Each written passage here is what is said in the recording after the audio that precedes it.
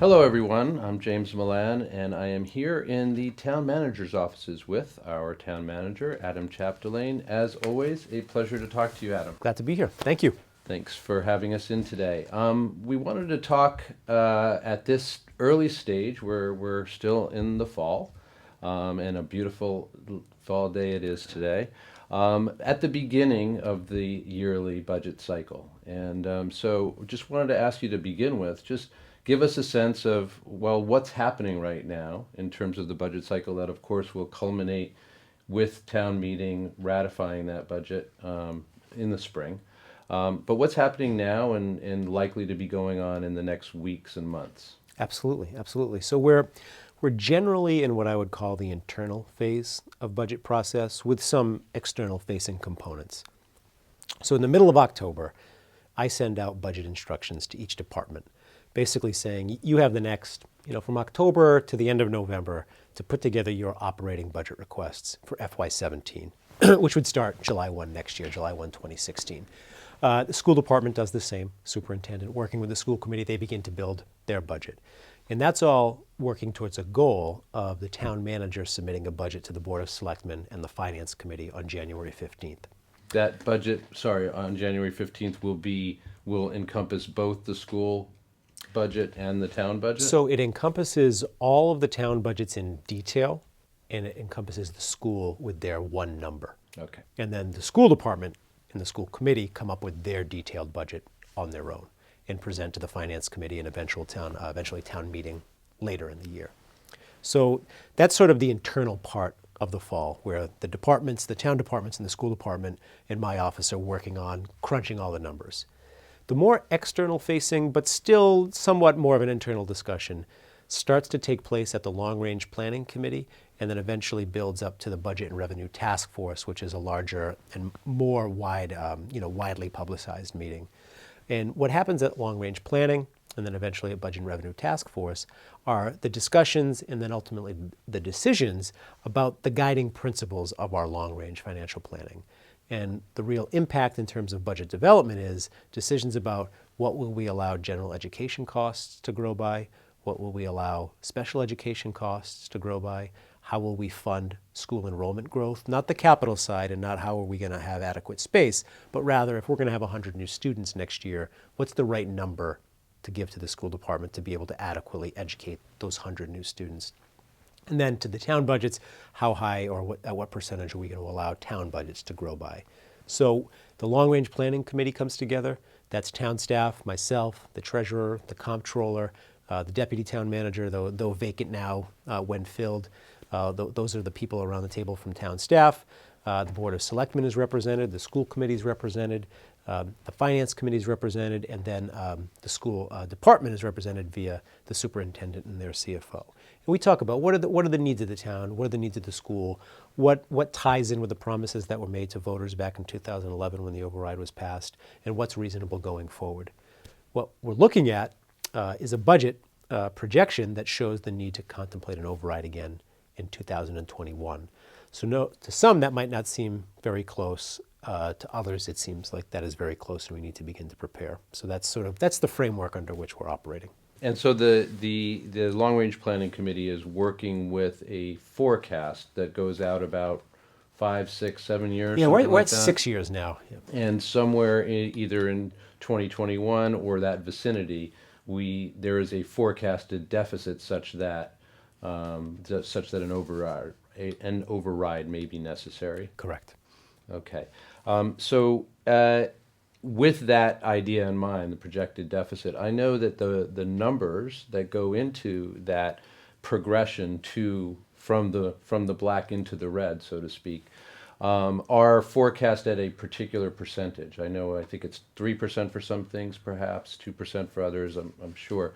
How much thought right now, and how many are there plans in development for trimming expenses, trimming those numbers, the growth between now and then, so perhaps to forestall the need for an override, or how does that kind of thing get figured out or figured in to your plans?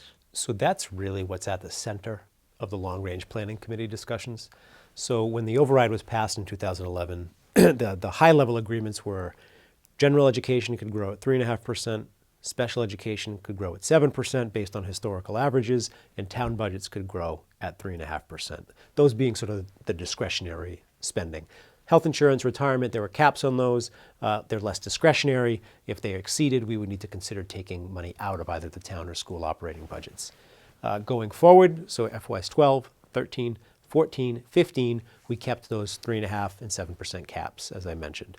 In FY16, this current fiscal year, about a year ago, we started talking about just what you laid out. Should we start to think about trying to curb those rates of growth a little bit to extend as far as possible the period under which we wouldn't need to look for an override? So last year, where we ended up was the town growth being curbed from 3.5% down to 3.25% for FY16, the schools remaining at 3.5% for general education and 7% for special education for FY16, and then an assumption that in FY17 the town's growth would go from 3.25 down to 3. The school would go from 3.25 for general ed, remain at 7 for special ed in FY17, and then in FY18 town would stay at 3%. Schools general ed would move down to 3% from 3.25%, and special education would remain at 7%. So that will once again be discussed over the course of this fall with the Long Range Planning Committee.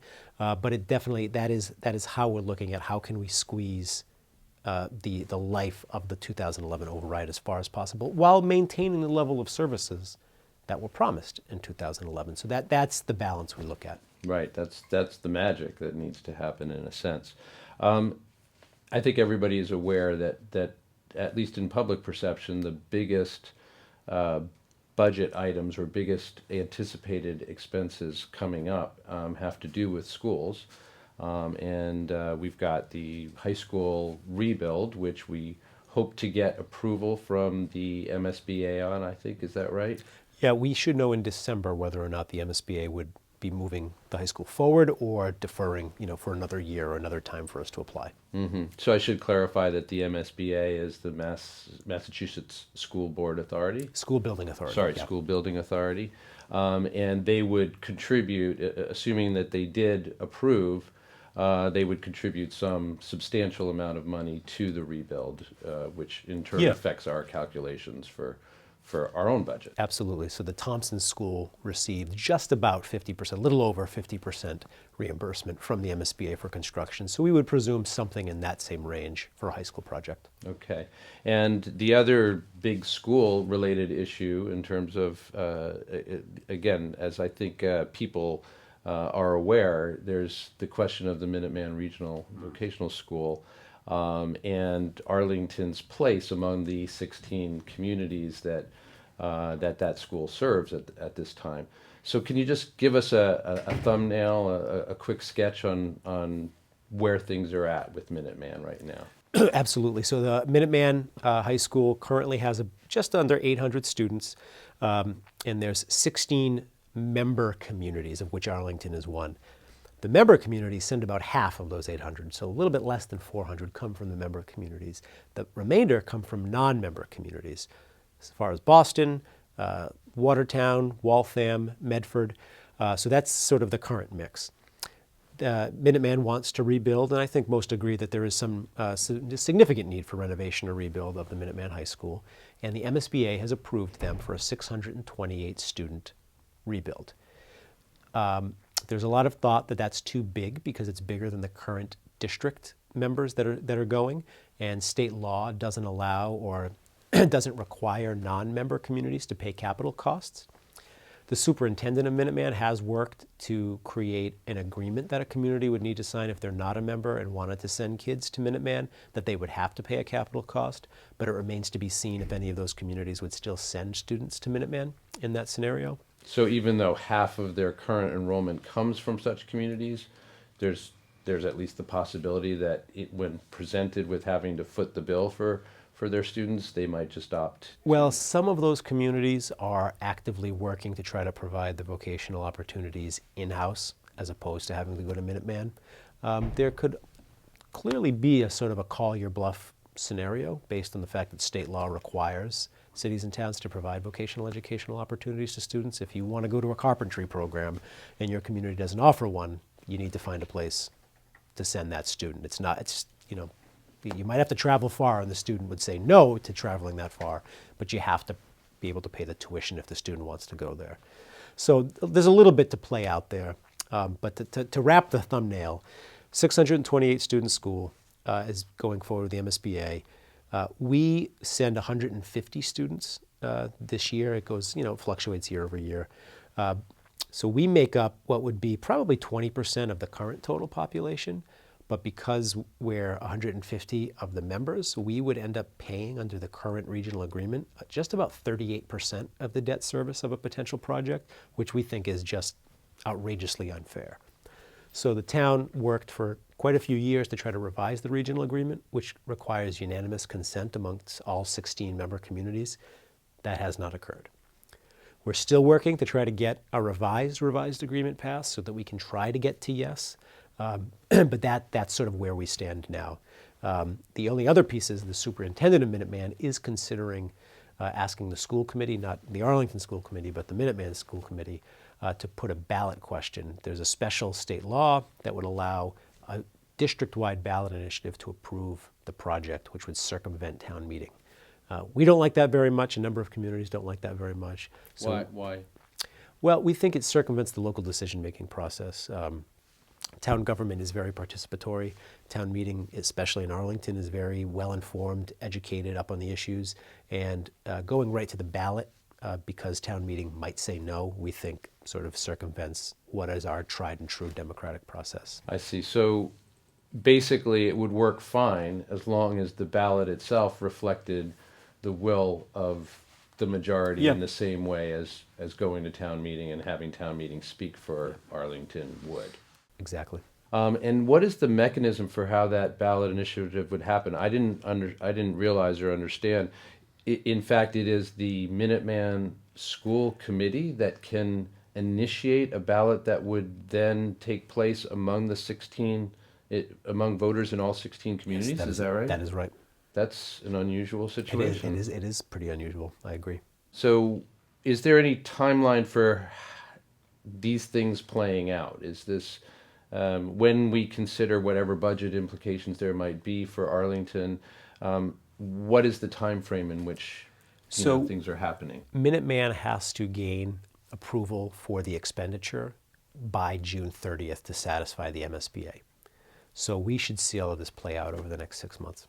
As you've outlined, given the fact that we've got two things coming down the pike, at least as best we can anticipate, one, the high school rebuild, and the second thing, whatever happens at Minuteman.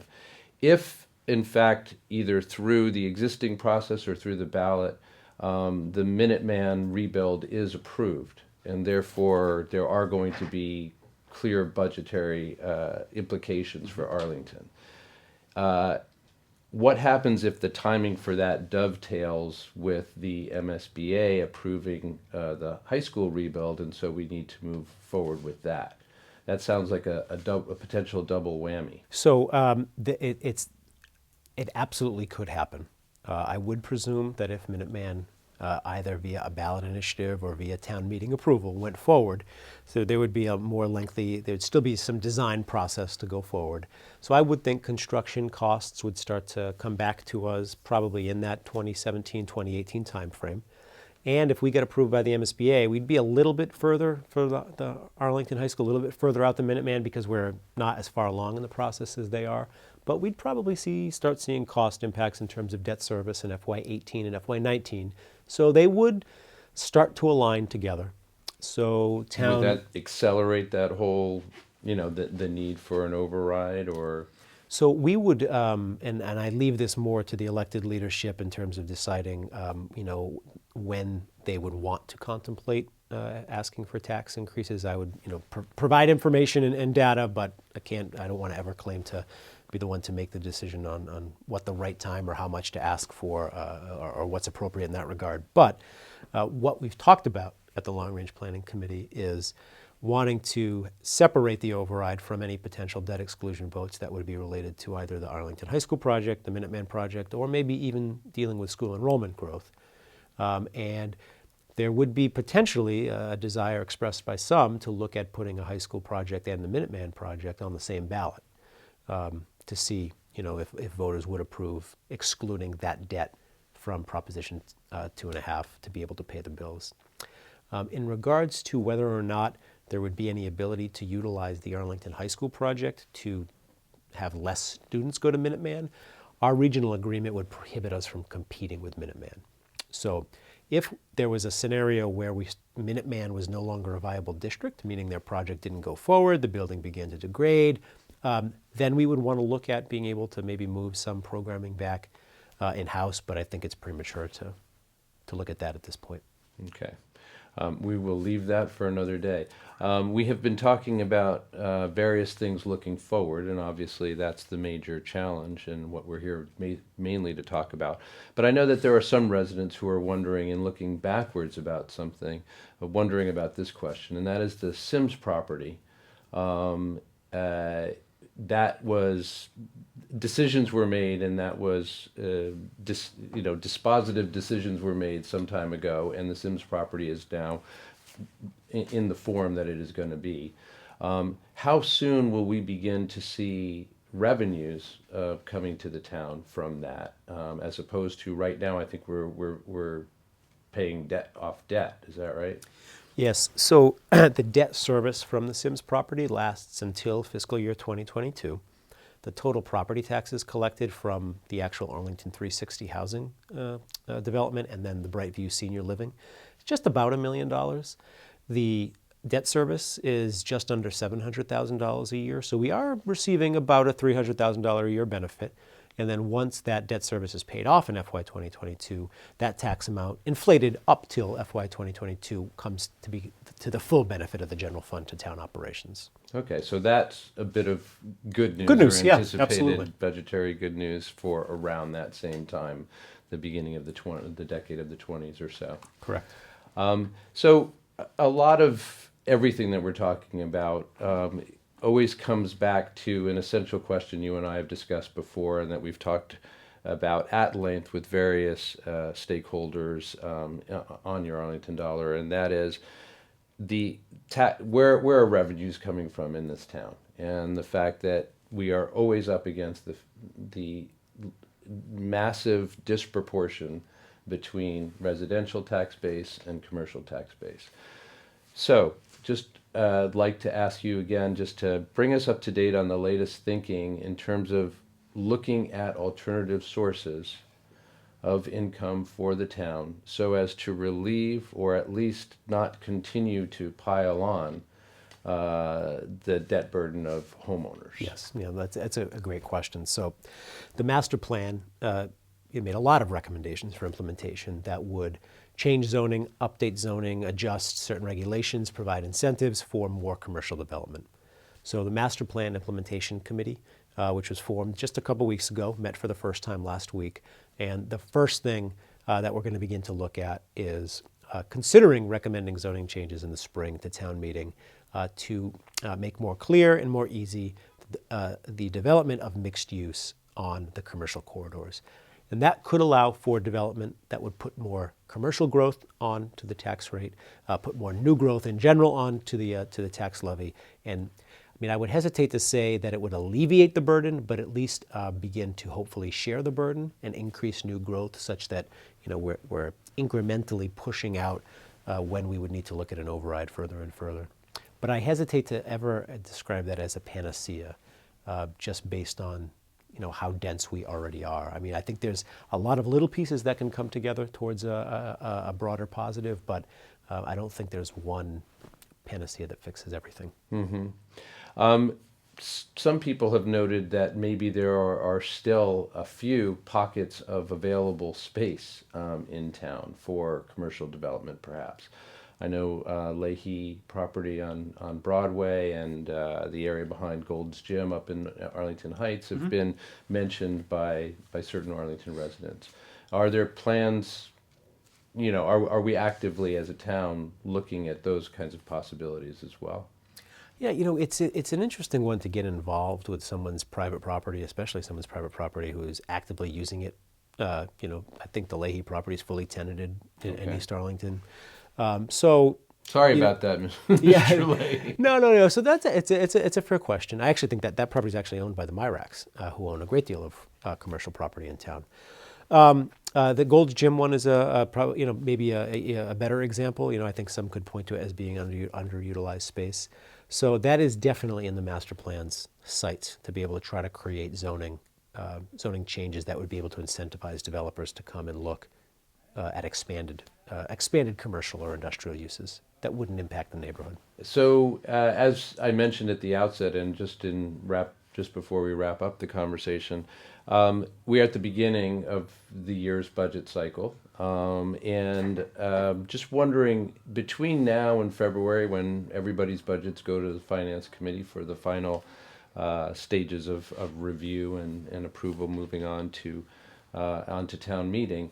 Are there what are the kind of signposts or landmarks along the way between now and then where things will become more defined, where there are points of note perhaps between now and February? Does that happen at all? Yeah, so between now and the end of the calendar year, the long-range planning committee that we discussed again at the outset will probably meet 2 to 3 more times, and that's where we will make, basically we'll collectively make a decision about what those percentage growth numbers will be for town and school, whether or not we're going to take a second look at what we allow for the growth factor in terms of new students coming into the district. And then we'll report that out at a Budget and Revenue Task Force meeting, and it will be what guides the town manager's budget submission on January 15th. Same for the school department. So that's really, those are the guiding decision points between now and February. And then really the big decision points come on behalf of the Finance Committee and then ultimately town meeting when they're asked to to consider adopting the budget in April and May.